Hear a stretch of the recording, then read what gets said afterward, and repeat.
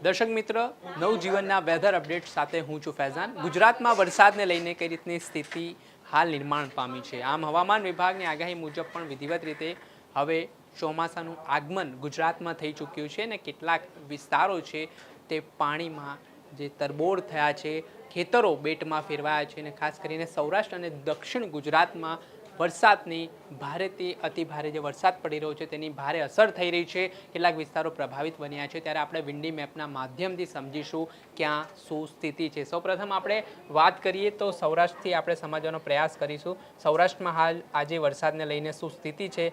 સૌરાષ્ટ્રમાં હાલ ગીર સોમનાથની જો વાત કરીએ તો હાલની જો સ્થિતિ છે તે મુજબ ગીર સોમનાથમાં હળવાથી મધ્યમ વરસાદ છે તે વરસી રહ્યો છે। દરિયાકાંઠાનો આ વિસ્તાર છે ત્યાં વરસાદ છે તે પડતો દેખાઈ રહ્યો છે। ત્યારબાદ પોરબંદરમાં વરસાદ છે તે નહિવત જોવા મળી રહ્યો છે।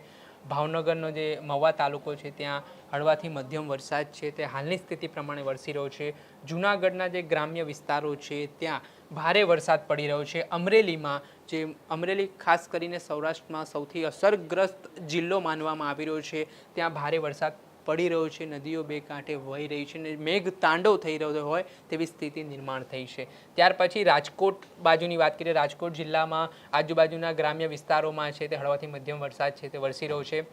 સુરેન્દ્રનગરમાં કહેવામાં આવે તો સુરેન્દ્રનગરની સ્થિતિમાં ભારે વરસાદની આગાહી છે તે વ્યક્ત કરવામાં આવી રહી છે, જેમાં તેની અસર વિરમગામ સુધી જે મધ્ય ગુજરાતનો આ વિસ્તાર છે ત્યાં અમદાવાદ ગ્રામ્યનો આ વિસ્તાર છે ત્યાં પડતી દેખાઈ રહી છે। અમદાવાદ જો મધ્ય ગુજરાતની વાત કરીએ તો અમદાવાદ ગાંધીનગર જે વિસ્તારો છે ત્યાં હળવાથી મધ્યમ વરસાદની આગાહી વ્યક્ત કરવામાં આવી રહી છે। જ્યારે ખેડા નડિયાદ બાજુ આપણે થોડું જોઈશું તો ત્યાં ભારેથી અતિ ભારે વરસાદની આગાહી જે કરવામાં આવી રહી છે। ખંભાત છે ત્યાં ભારે વરસાદની આગાહી છે તે જોવા મળી રહી છે। વડોદરામાં પણ હળવાથી મધ્યમ વરસાદની આગાહી છે તે અત્યારે 1 વાગ્યાની આસપાસની જો આપણે સમયગાળાની વાત કરી રહ્યા છે તે મુજબ જોવા મળી રહી છે। ભરૂચમાં પણ હળવો વરસાદ છે તે વરસી રહ્યો છે। ત્યાર પછી દક્ષિણ ગુજરાત તરફનો આપણે થોડા વિસ્તારોની વાત કરીએ તો સુરતમાં હળવાથી મધ્યમ વરસાદ છે તે પડવાની શક્યતા છે ને નવસારીમાં ભારે વરસાદની શક્યતા છે તે વ્યક્ત કરવામાં આવી રહી છે। વલસાડમાં ખાસ કરીને વાપી તાલુકો અને તેના આસપાસના જે ગ્રામ્ય વિસ્તારો આવેલા છે ત્યાં વીજળીના કડાકા ભડાકા સાથે ધોધમાર વરસાદ પડી રહ્યો છે। એ વિસ્તારને રેડ એલર્ટ જાહેર કરવામાં આવ્યું છે ને આના કારણે ભારે વરસાદને લઈને લોકોના ઘરોમાં પાણી ઘૂસી ચૂક્યા છે। લોકોને સ્થળાંતરિત કરવાની ફરજ પડી હોય તેવી સ્થિતિનું નિર્માણ છે તે દક્ષિણ ગુજરાતના જે જિલ્લાઓ છે જેમાં વલસાડ ખાસ કરીને સૌથી પ્રભાવિત જિલ્લો થયો હોય તેવું મનાઈ રહ્યું છે। ત્યારે આપણે થોડી નજર છે તે આદિવાસી પટ્ટા તરફ પણ કરીશું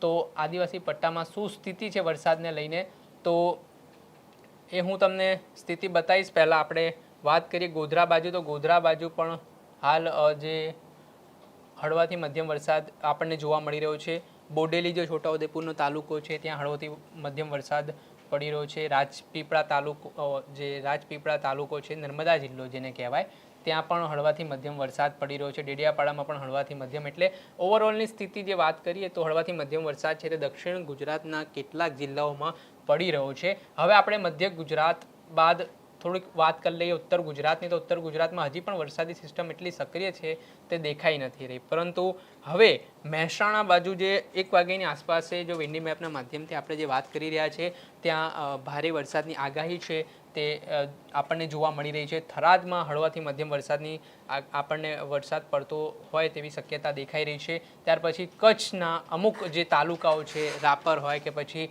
આજુબાજુના જે તાલુકાઓ છે ત્યાં પણ હળવાથી મધ્યમ વરસાદની આગાહી 1 વાગ્યાની આસપાસ આપણને જોવા મળી રહી છે। હવે આપણે સાંજે વાત કરીએ, સાંજે 5 વાગ્યાની આસપાસ કઈ રીતની સ્થિતિ છે તે વરસાદની રહેવાની છે, ત્યારથી આપણને અંદાજો આવશે કે ભાઈ હવે આગામી દિવસોમાં કઈ રીતનો ચોમાસું છે તે ગુજરાતમાં નિર્માણ પામવાનું છે। તો 5 વાગ્યાની આસપાસનું હું તમને આ વિન્ડી મેપ બતાવી રહ્યો છું કે જ્યાં અમદાવાદમાં ભારે વરસાદની આગાહી છે તે વિન્ડી મેપમાં જોવા મળી રહી છે।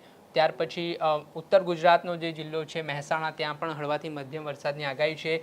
બનાસકાંઠા બાજુ ઉત્તર ગુજરાતમાં જોઈએ તો થરાદ જિલ્લો છે ત્યાં પણ હળવાથી મધ્યમ વરસાદની આગાહી, જ્યારે સૌરાષ્ટ્રમાં હાલ વરસાદની સિસ્ટમ થોડી નિષ્ક્રિય જોવા મળી છે। જૂનાગઢ બાજુ પોરબંદર વેરાવળ જે 5 વાગ્યાની આસપાસની વાત કરી રહ્યા છે એ મુજબ ત્યાં વરસાદી સિસ્ટમ થોડી નિષ્ક્રિય જોવા મળતી હોય તેવું હાલ દેખાઈ રહ્યું છે। ભાવનગર બાજુ હળવાથી મધ્યમ વરસાદ વરસી શકે છે। ત્યાર પછી દક્ષિણ ગુજરાત તરફ આપણે થોડી નજર કરીએ તો દક્ષિણ ગુજરાતમાં સુરત છે ત્યાં હળવાથી મધ્યમ વરસાદની આગાહી છે. વાપીમાં કડાકા ભડાકા સાથે વીજળીના હાલ ભારે વરસાદ જે વલસાડ જિલ્લો છે ત્યાં વરસી 5 વાગે પણ એવી સ્થિતિ છે તે નિર્માણ થવાની છે, એટલે રેડ એલર્ટ એ વિસ્તારમાં હવામાન વિભાગ દ્વારા પણ જાહેર કરવામાં આવ્યું છે. ને ત્યાર પછી ગોધરાનો જે વિસ્તાર છે ત્યાં પણ ભારે વરસાદ છે તે વરસતો દેખાઈ રહ્યો છે તેવી સ્થિતિ છે તે ઓવરઓલ રહેવાની છે. એટલે કે સમગ્ર ગુજરાતમાં સાર્વત્રિક વરસાદ છે તે પડી રહ્યો છે ને આના કારણે હવે આગામી દિવસો પણ આ વરસાદના લીધે અતિ ભારે વરસાદના કારણે જે ખેડૂતોની ચિંતામાં છે તે વધારો થયો છે. હવામાન નિષ્ણાંતોનું કહેવું હતું કે વાવણી લાયક વરસાદ પડશે, પરંતુ આ વખતે ચોમાસે જે ફરી એકવાર કરવટ લીધી છે ને જે રીતે હવે વરસાદે વેગ પકડ્યો છે તેના કારણે હાલ અલગ અલગ જિલ્લાઓ છે ત્યાં નદીઓ નાળાઓ છે તે બે કાંઠે વહેતા પણ દેખાઈ રહ્યા છે. અને હવે આજના દિવસની જે 9 વાગ્યાની આસપાસની જો વાત કરીએ રાત્રિ દરમિયાન તો શું સ્થિતિ રહેવાની છે, તો આપણે 9 વાગે અમદાવાદમાં હળવાથી મધ્યમ વરસાદ, દક્ષિણ ગુજરાતમાં સુરત, વલસાડ, વાપીનો જે આ ભાગ છે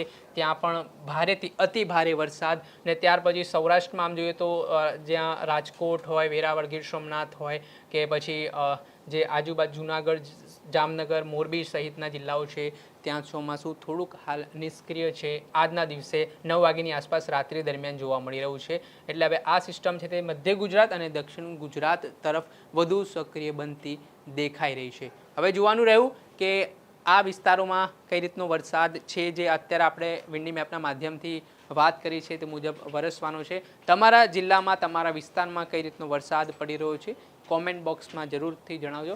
આવા જ વિડીયો, આવા જ અપડેટેડ વિડીયો આપના સુધી પહોંચાડીશું, એટલે આવા વિડીયો જોવા માટે નવજીવન ન્યૂઝ જોતા રહો, લાઈક કરો, શેર કરો. વૈષ્ણવજન તો તેને કહીએ જે પીડ પરાઈ